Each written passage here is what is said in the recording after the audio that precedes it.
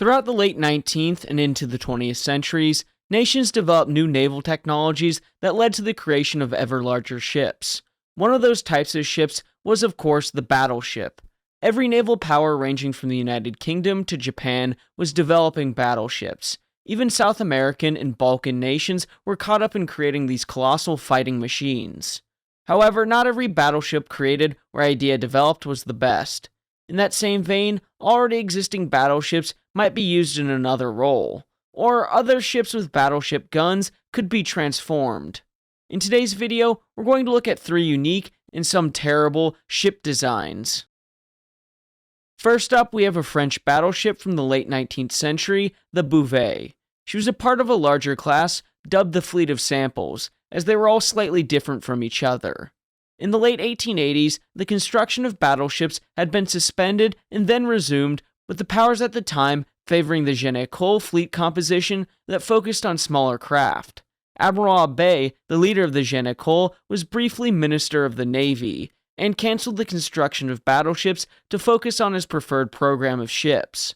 However, he fell out of power rather quickly, as many politicians, civilians, and a good portion of the Marine Nationale desired battleships as they saw them as the only lasting form of sea power. With that, the construction of battleships was back on. With their arch-rival in the Royal Navy building newer and better battleships, the Marine Nationale felt that it was important to respond. Along with the emerging threats in the Mediterranean, such as the newly formed Italian Regia Marina, there were good reasons to build a new class of battleships. They just so happened to go about it in an interesting way. To take from John Jordan and Philippe Cresse in French Battleships of World War I, they write, "The French program, for which the initial discussions took place during late 1889, could be more accurately described as a vanity project. Competing design proposals were invited for new ships for consideration for the Council of Works. In the equivalent of an academic essay contest, the prize being the commission of a ship from each of the 4 winners. Certain key parameters were set for displacement, armament, and the thickness of the armor on the belt and turrets. Still, otherwise, complete latitude was accorded to the designer, who could decide the overall dimensions, the hull form, and silhouette, the disposition of the medium guns, the power and layout of the propulsion machinery, and the system of protection, including compartmentalization. It was an ambitious project aimed to massage the egos of the various eminent naval architects of the period, many of whom were closely associated with a particular naval dockyard or private shipyard. Bouvet was a part of a larger building program, as I mentioned. Taking from Ruggiero Staglini and Michel Constantino in the French fleet, Ships, Strategy, and Operations 1870 to 1918, the 5 ships were built in 5 different dockyards/arsenals and shipyards, where the relevant construction managers introduced their significant modifications. Charles Martel, Carnot, and Jacques were laid down in 1891. Massena followed in September 1892, and Bouvet in early 1893. Since the design modifications introduced by the dockyards/shipyards related to hull and superstructure, it is difficult to understand fully their logic. The only effective need being to avoid overloading and overcome stability issues. Taking into account the final result, it is safe to assume that these objectives were not reached. The 5 ships had in common only a tumble-home hull shape and the layout of the main caliber guns, arranged in 4 single turrets, of which 2 were placed along the center line and 2 athwartships on sponsons. The disposition would allow both broadside and forward fire, even though a trend of the time was going towards line-ahead formation of capital ships that emphasized broadside fire. So it's safe to say the ships of the class were different from one another in not the best ways. In early 1891, before even the keel had been laid down for Charles Martel, Charles Huon, who had designed her, had submitted another design for an improved version, the basis of Bouvet. She would be slightly larger than her 4 half-sisters and incorporated new features, being the only one by 1914 in frontline service. Pretty good, right? Well, we'll get into the problem shortly. She was built in Lorient Naval Dockyard. She was laid down in January of 1893, where she had some interesting features. Taking from Jordan and Cresse again, As designed, Bouvet had a length between perpendiculars of almost 118 meters and a displacement of 12,200 tons. The hull was not cut down aft. Superstructures amidships were reduced in height, and there were two relatively short military masts. However, the hull had the same pronounced tumble home as the earlier ships to maximize fore and after arc for the wing turrets. The armament followed along similar lines to the other ships, 305mm and 274mm guns with a smattering of other ones. Now, normally, I would go over the characteristics of the ships. Instead, I'll just put up a photo of the information for your viewing pleasure. I'll leave it up for 5 seconds so you can easily pause and get back to the rest of the video. Like other ships of this interesting class, Bouvet had stability issues. In 1894, a model was used to reveal how vulnerable the ship was if the cofferdam of the ship was breached. The free flow of water above the armored deck would have created similar problems experienced by the modern car ferry, Herald of Free Enterprise, causing the ship to capsize. At the same time, concerns were expressed about the piecemeal increase in weight, particularly about the armor plates and turrets. L'Orient was invited to suggest weight-saving measures, but Baudouin was unable to supervise the ship's construction due to his other commitments and resisted any departure from the plans. He in turn proposed weight-saving measures, including the replacement of the military masts by a pole mast, reduction in the thickness of plating, and lighter anchors in the pattern of Brennus. So there were issues. To sum up some of the problems, she was overweight, had stability issues, had problems firing her main battery, and thankfully no missing parts, unlike Carnot. Another reason she had problems was that her turrets weren't balanced. It was estimated that training them on the broadside would result in a 2-degree angle of heel. The half-meter height of the belt meant that at a normal load, it would be submerged with an angle of 3 degrees, which left a very small margin for sea conditions and how overweight she was. A lot of the problems were resolved in the coming years throughout refits like the lightening of the superstructure and the deletion of the 37mm Hotchkiss guns. Those tests to her stability proved fortuitous and are another reason why she was a bad ship. During the First World War, Bouvet was participating in the Dardanelles campaign, where she was to provide gunfire support to the Allied troops and maybe even force their way through the straits to Constantinople. However, she was certainly the most unlucky ship of the fleet of samples, as during the campaign she would suffer several hits from Turkish forts, and on March 18, 1915, she struck a mine which exploded below the starboard 274mm gun. Bouvet capsized in 2 minutes, taking 660 officers and men with her. As the model showed from earlier, she did capsize and roll over quickly. To dig into her problems a little bit more, the ship was overweight and top-heavy, leading to stability issues, something that all ships in the fleet of samples suffered from. It led to poor seakeeping and a dangerous tendency to roll, and her gun layout wasn't the best, making it difficult for fire control, which added to the stability issues. I think one last thing from Stanglini and Constantino sums up the problems with the ships. Although built more rapidly than the pre-dreadnoughts completed in the previous decade, Charles Martel, Carnot, Jagabery, Messina, and Bouvet spent a long time on the slipways. The first 3 were completed by 1897, and the last 2 followed in June 1898. The French procedure for ordering new construction was so convoluted that men of war, especially battleships, took far longer to complete than almost all major warships built by other European naval powers. Additionally, lack of funds hampered placing orders for more than 1 ship per year, a limitation that resulted in longer construction times, forced rearrangement of the original common design by initiatives taken by individuals, and shipyards and dockyards. Next on our list is HMS Agamemnon, a pre-dreadnought battleship from the United Kingdom, one of the last pre-dreadnoughts built actually.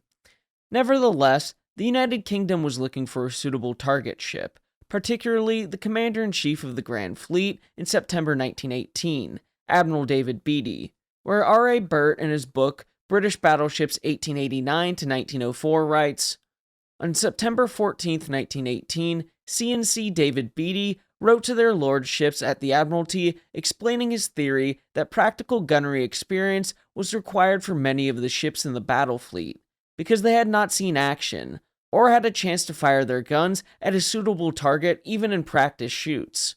War experience had emphasized the importance of observation of fire as the principal factor in successful fire control.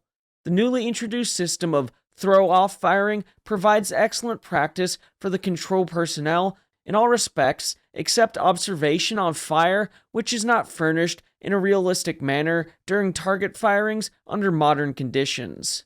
It is over 2 years since the battle fleet had any action experience, and a large number of control officers have joined. Important decisions governing fire control and concentration now have to be decided largely on conjecture, so far as observations of fire is concerned.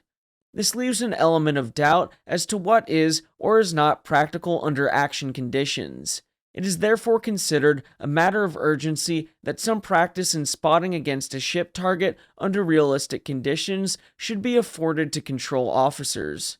To meet the requirements, it is proposed that a hulk target be provided, either an obsolete warship or damaged merchant vessel, and that a full caliber firing with practice shot be carried out periodically and witnessed by control officers who can be accommodated in the firing ship or ships. It is requested that this important matter may receive their lordships' early consideration. Receiving the request what Admiral Beatty had said, their lordships in the Admiralty made moves to sanction the use of one of the many obsolete warships available. In early 1919, firing test was carried out at Dardanelles on plates of a similar thickness to those fitted in the old pre-dreadnoughts. Their decks, to be more specific, but it was realized that any ship with 15-inch shells would sink her quickly, i.e. the most modern battleships of the fleet and some of the 15-inch monitors. Therefore, it was decided that the target ship should be fired on by ships with 6-inch guns or less, so light cruisers and below. At first, they were going to use the old Hibernia of the King George VII class, but Agamemnon was put forward on offer, and she was eagerly accepted because she was much newer.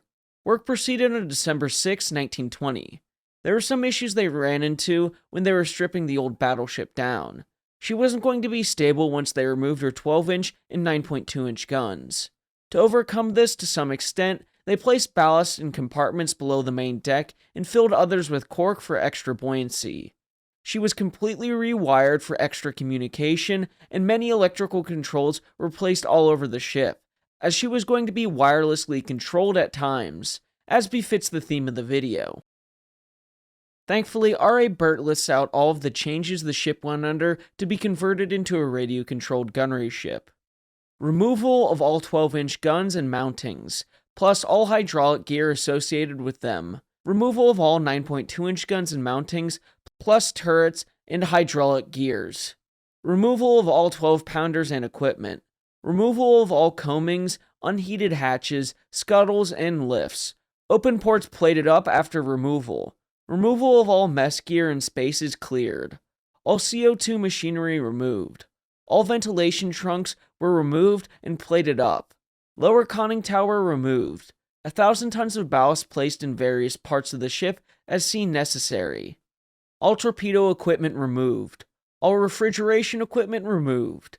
Flying deck removed. Sea cabins removed. Main derrick and boat booms removed. Wireless telegraphy office replaced by new control office. All small fittings, such as boat davits, anchor gear, coal winches, storage boxes, etc., were removed. All mast and yards removed. As of April 13, 1921, these were Agamemnon's particulars. Some pretty interesting details. Anyway, the first trials were carried out on March 19, 1921, to see how a modern battleship would stand up against a gas attack.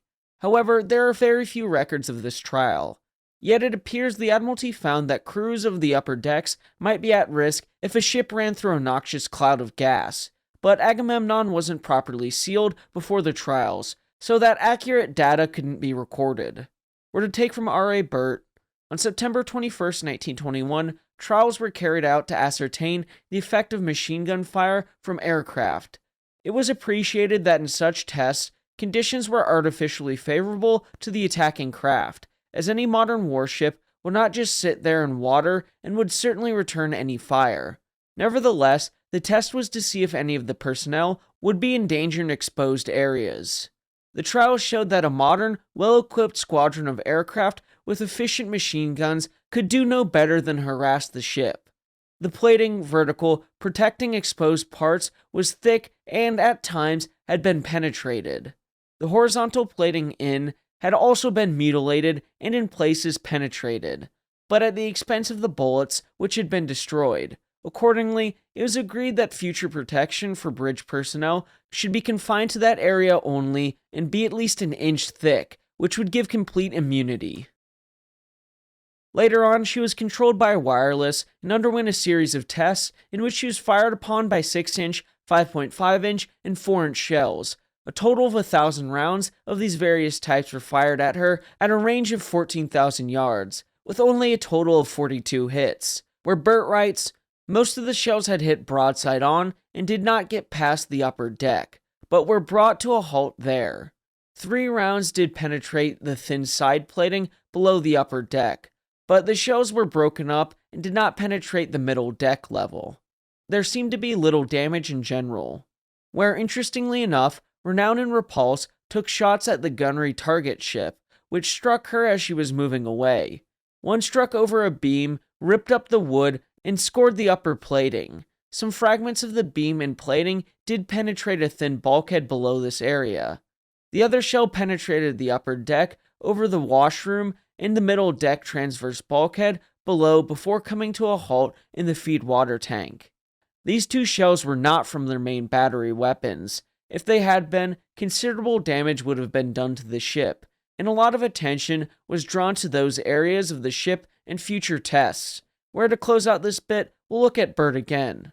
Tests also showed that ships built like Agamemnon or stronger, some of the dreadnoughts, etc., had little to fear from secondary batteries except wrecked upper works and general havoc, but owing to long battle ranges, small calibers were generally ineffective.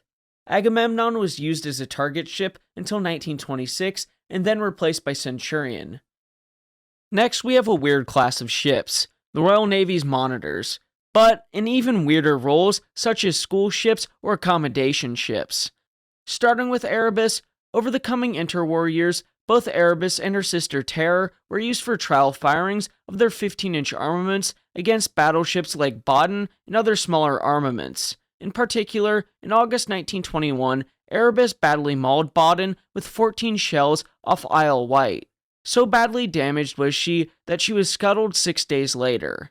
In August 1921, she was paid off into C&M at Chatham, but continued to be used as a turret drill ship there until March 1926, when she changed places with Marshal Soult at Devonport. After refit, which saw additional accommodations and classrooms added to her decks in place of her 4-inch guns, she was recommissioned in 1926 as a combined turret drill ship, training ship for special entry cadets, amongst others, with a complement of 243.